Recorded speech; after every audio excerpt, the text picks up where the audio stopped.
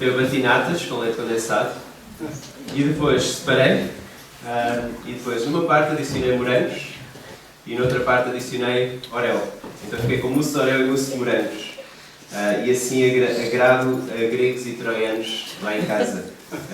E acho extraordinário como é que antigamente, não é, quando se fazia a esqueira à proa, usava-se um fermento, mas depois guardava-se massa levedada e isso servia para outra broa, e para outra broa, e para outra, sei lá quantas vezes.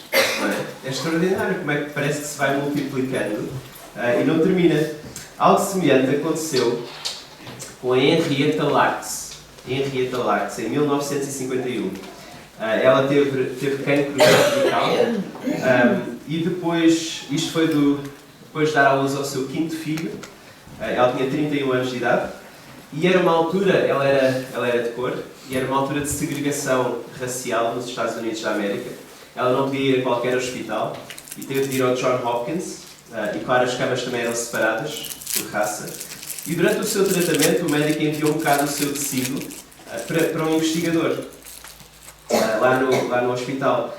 E eles repararam e conseguiram que as células se multiplicassem fora do corpo, que era algo que não acontecia. Eles não conseguiam fazer isso.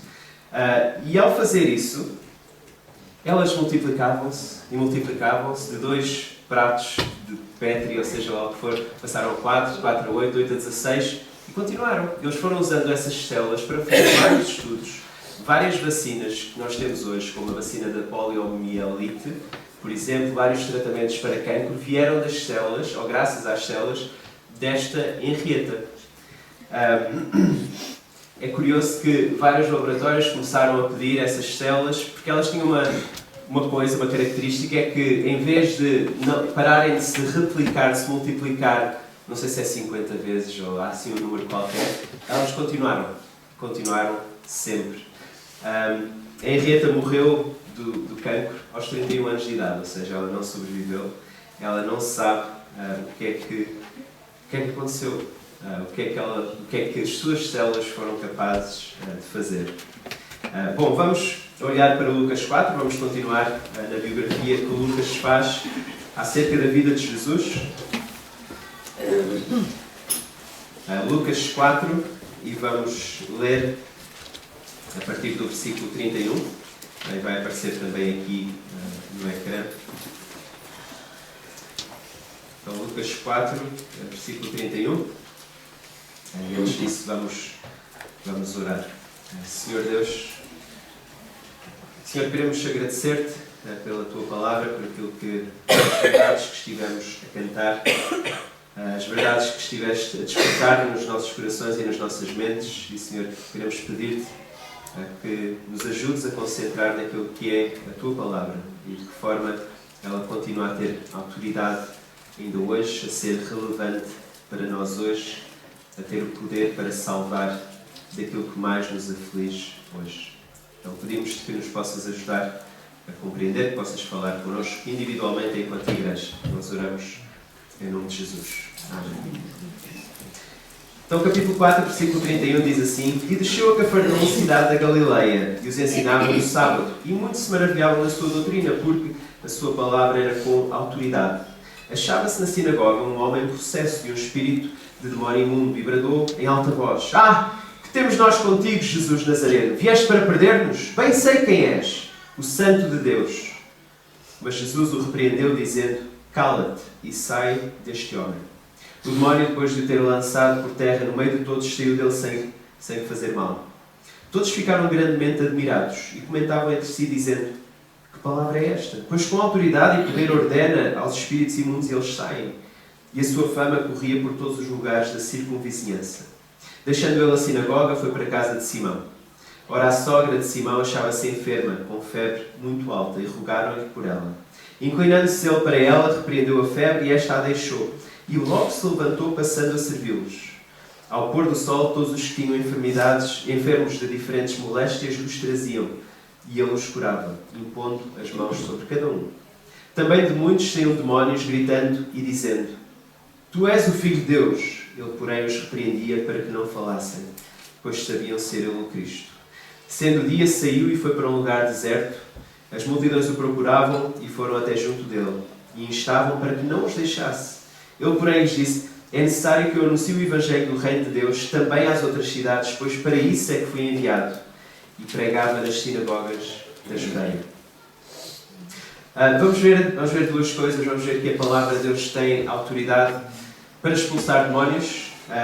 Ela tem autoridade sobre os demónios, mas também sobre os nossos demónios. E ela tem autoridade sobre as doenças e também sobre a nossa doença.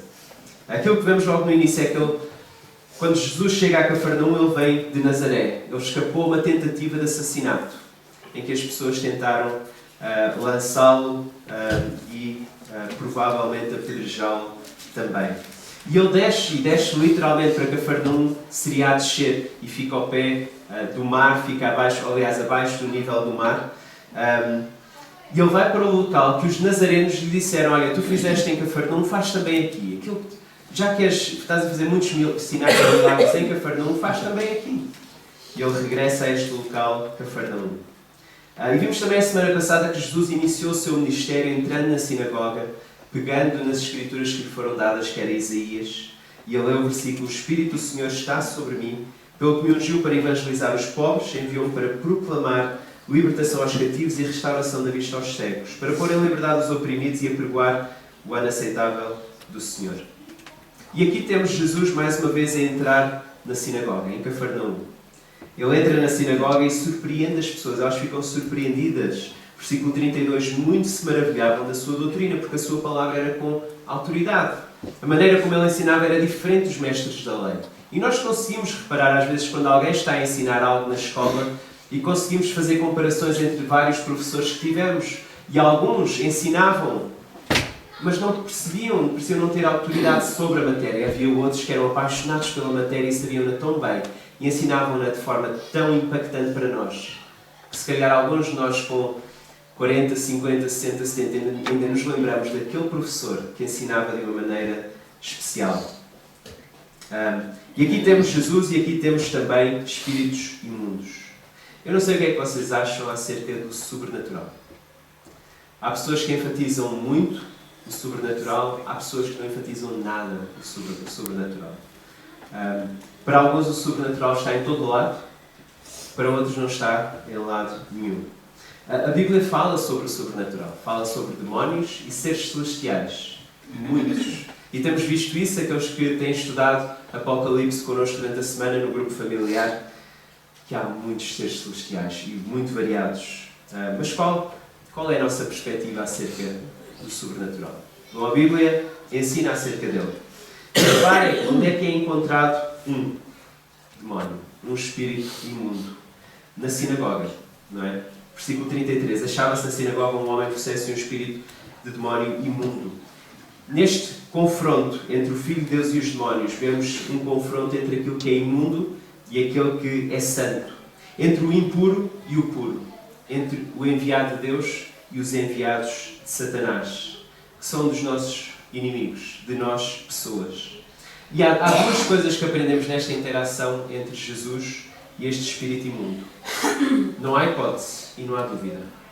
Não há hipótese e não há dúvida. Não há dúvida. Os demónios não têm dúvidas sobre quem é Jesus. Para eles não há dúvidas. Versículo 34. Que temos nós contigo, Jesus Nazareno. Vieste para perder-nos? Bem sei quem és, o Santo de Deus. Eles sabem que Jesus vem de Nazaré, mas mais importante do que isso, eles sabem que Ele é o Santo de Deus, o enviado de Deus. Eles sabem que Ele vem de Nazaré, que há pessoas que o viram crescer e não acreditam em quem Jesus é. E, no entanto, aqui temos um espírito imundo, um demónio, a dizer que sabe quem Jesus é. Eles sabem que parte da sua missão são más notícias para eles, para os espíritos. Porque eles sabem que Jesus não veio. Jesus veio para quê? Para os fazer perder, para os derrotar, para os retirar. Ou seja, não há dúvida e não há hipótese. Reparem também no versículo 40, volta a repetir, também de muitos saíam demónios gritando e dizendo: Tu és o Filho de Deus. Ele, porém, os repreendia para que não falassem, pois sabiam ser ele o Cristo. Reparem nos vários títulos que são usados. Os demónios sabem muito bem quem é Jesus. Não há dúvida e também não há hipótese. Sim, isto deixou de... talvez tenha sido a pilha, mas não há problema, vamos continuar. A sua identidade é interessante, não é? Jesus mandou-os calar. Silêncio. Silêncio. Que é algo que não tem havido logo no início do Evangelho de Lucas. No início do Evangelho de Lucas vemos Jesus a ser proclamado pelos anjos e pelos pastores. Muitas pessoas a dizer: este é o Filho de Deus, este é o enviado de Deus, este é o Cristo, o Messias. E agora temos os demónios também a quererem fazer publicidade. E Jesus diz: não. Jesus diz: não. Vocês devem ficar em silêncio. É algo estranho, não é? Porquê? Qualquer celebridade gosta de exposição pública. Às vezes até quando a exposição pública não é mais positiva, ou vem de pessoas assim mais duvidosas. Mas eles dizem: olha, desde que eu esteja na ribalta, desde que eu esteja a trend, sempre nas redes sociais a aparecer, não há problema. Mas Jesus não permite, porque é uma ameaça à sua missão. Porque as pessoas podem ficar com a ideia errada de quem Ele é. Enquanto o Cristo, Ele não é o Messias que vem como guerreiro salvador tirá-los do poder dos romanos. Ele é um salvador melhor, diferente. O demónio sai da pessoa sem fazer mal. Vemos isso no versículo 35. E Jesus está a cumprir em parte a sua missão que Ele tinha anunciado. A libertar os que estão presos por espíritos imundos. O poder do Espírito de Deus não se compara com o poder dos espíritos dos demónios. Será que temos desvalorizado esta realidade espiritual? Que há espíritos imundos, que há servos de Satanás que procuram afastar as pessoas da autoridade da palavra de Deus. Eles estavam na sinagoga, num sábado. Até que ponto temos orado pelas pessoas que às vezes convidamos para eventos evangelísticos ou para vir à igreja? E pedir a Deus que Deus possa impedir que os espíritos interfiram nas pessoas em virem a esses eventos. A pessoa pode decidir em plenas faculdades rejeitar o convite, ou pode decidir influenciada por espíritos inimigos de Deus. Há dois extremos, mais uma vez. Há o extremo de é tudo Satanás, é tudo culpa de Satanás, e isso reduz a nossa capacidade para pecar, para desobedecer. E há o outro extremo, que é nada é Satanás. E isso leva-nos a não orar por essas situações. Bons, a palavra de Deus tem autoridade sobre os espíritos e também sobre as nossas doenças. Eles dizem que as células desta Henrietta são células, eles chamam de células imortais. E elas foram descobertas recentemente por uma jornalista que estava a pesquisar o segmento de ADN. E como foi descoberto, entretanto contactaram a família. E a família descobriu e a família está a pedir para ser apoiada, porque precisam de ajuda. Para ser apoiada e para ser consultada. Ou seja, cada vez que algum laboratório peça destas células para fazer a investigação, que eles possam estar à mesa, provavelmente para dizer um sim ou um não, provavelmente talvez para receber algum dinheiro também. E desta forma eles entram como mediadores daquelas células imortais. Eles passam a ter o poder também de decisão. É curioso que em 1951 temos uma mulher cujas células, uma mulher que foi segregada, ou seja, que era discriminada, não podes ir para qualquer hospital, não podes ir para qualquer cama do hospital, só podes ir para aquela. E, no entanto, as suas células têm ajudado milhares de pessoas. Milhares de pessoas. Ela nem sabe. Ela nunca soube que isto ia acontecer. Bom, a fama de Jesus estava a espalhar-se, de tal forma que as pessoas, todas as pessoas tinham pessoas doentes, enfermos, o traziam até ele. E as pessoas, elas admiravam-se. Que palavra é esta? Que poder e autoridade nesta palavra. E Jesus entra em casa de Simão Pedro. Eu ainda pensei em pedir à mãe da Marta para vir. Então, se a mãe da Marta tivesse vindo, ela seria a sogra de Pedro. Não é? Sogra de... Ainda é. Está bem? Ela não deixa de ser. Mas aqui temos eles a irem à casa de Pedro e a sua sogra está com uma febre bastante elevada. E eles agora aproveitam, não é? Então, se Jesus está ali e ele já teve a curar algumas pessoas, seria como ele todo ter o Vítor a tomar um café lá em casa e tipo, até parece que eu não ia dizer: olha Vítor, já que estás aqui a tomar um café, e que tal se fôssemos aqui ver um cano roto? Porque eu sei que ele arranja este tipo de coisas. Mas as pessoas em casa de Pedro, eles pediram a Jesus para fazer qualquer coisa. Talvez um alívio dos sintomas, talvez uma cura. E talvez eles não soubessem bem exatamente o que é que Jesus ia fazer. Mas não há margem para dúvidas em relação a esta cura. Porque Jesus curou a sogra de Pedro e ela começou logo a trabalhar. Não houve convalescença, ou não houve recobro, não houve um período de recuperação. Foi logo, foi imediato. E isso aponta para o poder e a autoridade da palavra de Jesus. Mas também aponta para algo muito estranho acerca de Jesus. É que ele fala com a febre. Não sei se repararam. Jesus repreende a febre. Versículo 39. Inclinando-se para ela, repreendeu a febre e esta a deixou. Agora, eu já vi pessoas a falar com os mais variados tipos de animais, e eu sei que os animais não estão a compreender, mas as pessoas ainda assim estão a falar, e é bastante estranho. Agora, falar com uma doença é ainda mais estranho.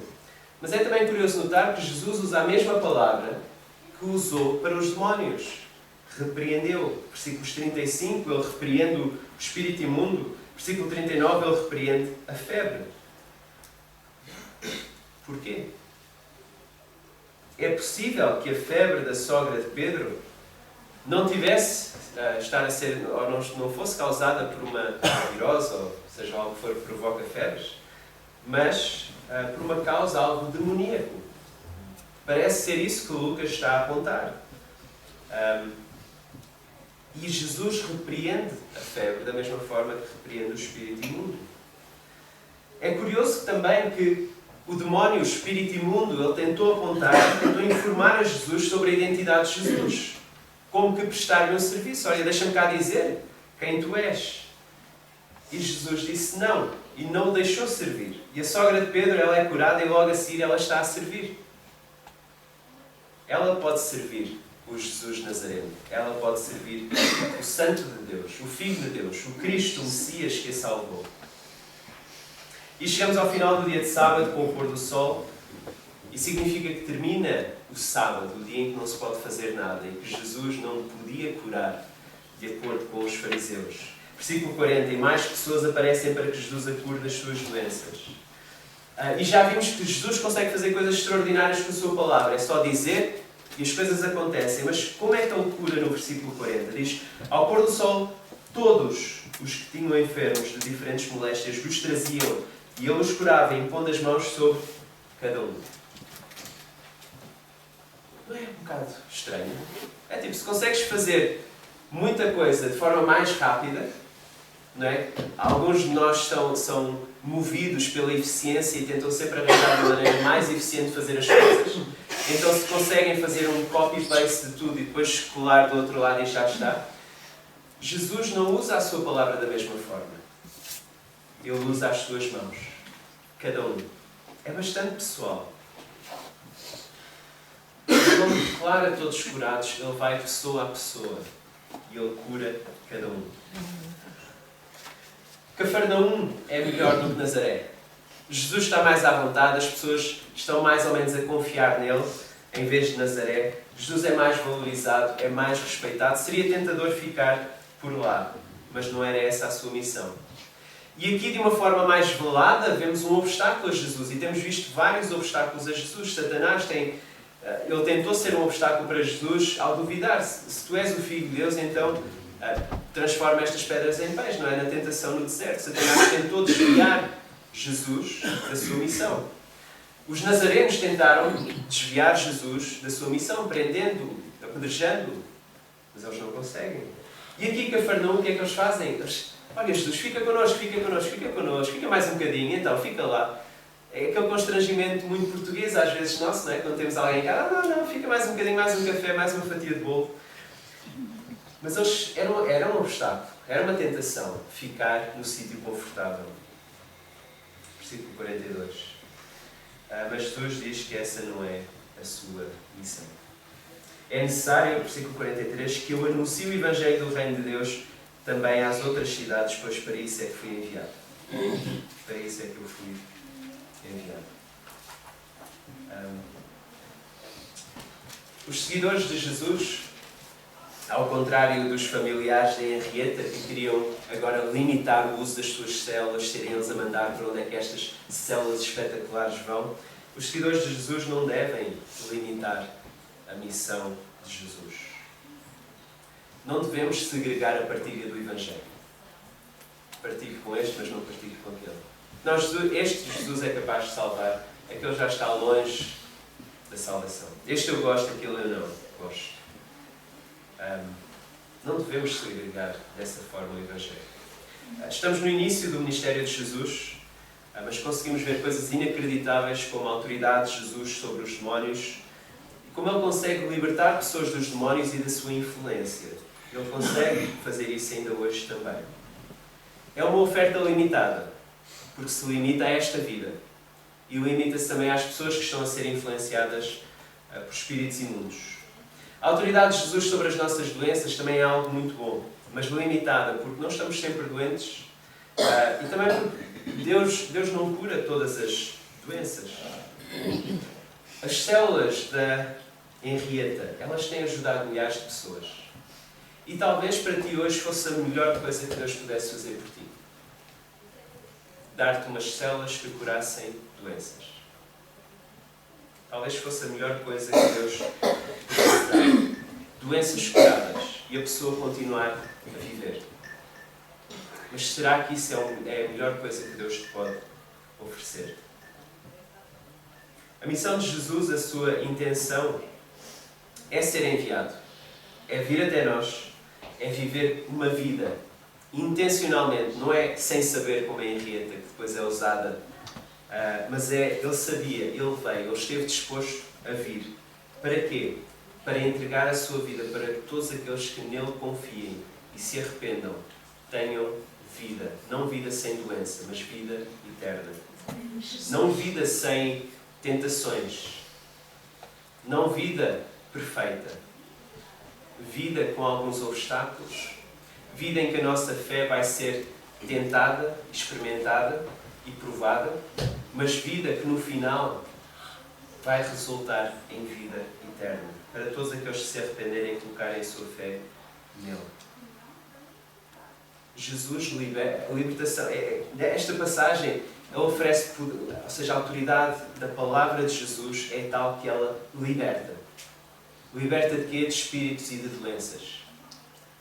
E as pessoas admiram-se com a sua autoridade para ensinar. E Jesus diz, eu vim para proclamar o Evangelho do Reino de Deus. Esse Evangelho aponta para uma libertação maior e melhor. Porque ele liberta-nos daquilo que mais nos aflige. Que não são doenças. Por mais aflição que elas nos causem. É o nosso pecado. E as consequências do nosso pecado, que é a morte. Que é a morte. Será que continuamos a acreditar que a palavra de Jesus continua a ter poder e autoridade hoje? O mesmo poder e a mesma autoridade? Se não és cristão, a escolha aqui não é entre ter um Deus que cura tudo e que te dá uma vida boa, ou não ter esse Deus e viver a vida mais ou menos. A escolha não é essa. A escolha é ter agora um Deus que te liberta daquilo que mais te aflige e te afligirá, que é a influência do pecado e as consequências do pecado, a morte. Se és cristão, a doença é algo que vai surgir em ti ou naqueles que amas, é algo que vais viver com mais ou menos, durante mais ou menos anos. E é tentador olhar para esta passagem e pensar porquê é que Deus não me está a curar? Ou porquê é que Deus não me curou? Ou porquê é que Deus não tira os sintomas? Ou porquê é que... Muitos porquês. O desafio é olhar para este Jesus, que ele, vendo todos, ele vai um a um. E se és cristão e se estás a confiar em Jesus, ele teve esta experiência pessoal contigo e tu tens esta experiência pessoal com ele, de libertação do teu pecado e libertação das consequências do pecado, que é a morte, e ter vida eterna. Agora o desafio, e é um desafio, é viver este dia-a-dia. É orar quando estamos doentes e não estamos doentes. Orar agradecendo pelo perdão que Ele nos oferece, a libertação dos nossos pecados. E orar também pelos nossos familiares. Quando eles estão doentes e quando eles não estão doentes, lembrando que o principal, o mais perigoso, no fundo e no fim, não é a doença. É o nosso pecado. E quando aquele familiar chega ao fim da sua vida, aqui, e ele está a confiar em Jesus, e a sua vida está a perder qualidade de vida, não é? Com aquela doença, ele não está a perder qualidade de vida. Ele está a caminho de uma qualidade de vida inexplicável com Cristo. Que isto possa ser um encorajamento para nós e também um desafio. Vamos orar. Querido Deus, sabes os nossos corações e sabes aquilo que estamos a pensar e a sentir e como foi esta semana para nós, como tem sido a nossa vida até hoje. Sabes se estamos a confiar na pessoa de Jesus com a nossa vida para perdão dos nossos pecados ou não. Senhor, queremos pedir-te, se não é o caso, que nos possas manifestar o teu poder e autoridade para perdoar os nossos pecados. Que nos possamos arrepender da maneira como estamos em ti e que possamos colocar toda a nossa confiança em ti. Senhor, para aqueles que já o fizeram. Senhor, oramos por aqueles que têm sofrido mais, ou por doença, ou por familiares com doença. Senhor, que isso possa ser um encorajamento para continuarmos a orar, para continuarmos a partilhar o Evangelho com estas pessoas. A mensagem que salva, a mensagem que traz perdão dos nossos pecados e vida eterna. Senhor, perdoa-nos pela forma como nós não temos feito isso. Ajuda-nos a lembrar que, sendo seres físicos, há também uma realidade espiritual. Há entidades sobrenaturais. Senhor, agradecemos porque na Tua Palavra vemos que Jesus venceu. Jesus venceu Satanás. Jesus venceu os espíritos imundos. E Jesus venceu o poder do nosso pecado. E Jesus venceu a morte. Senhor, ajuda-nos a lembrar que isso nos leve aos Teus pés com agradecimento em oração. E é em Seu nome, em nome deste Jesus, o Cristo, Jesus o Nazareno, Jesus o enviado, Jesus o Salvador, que nós oramos. Amém.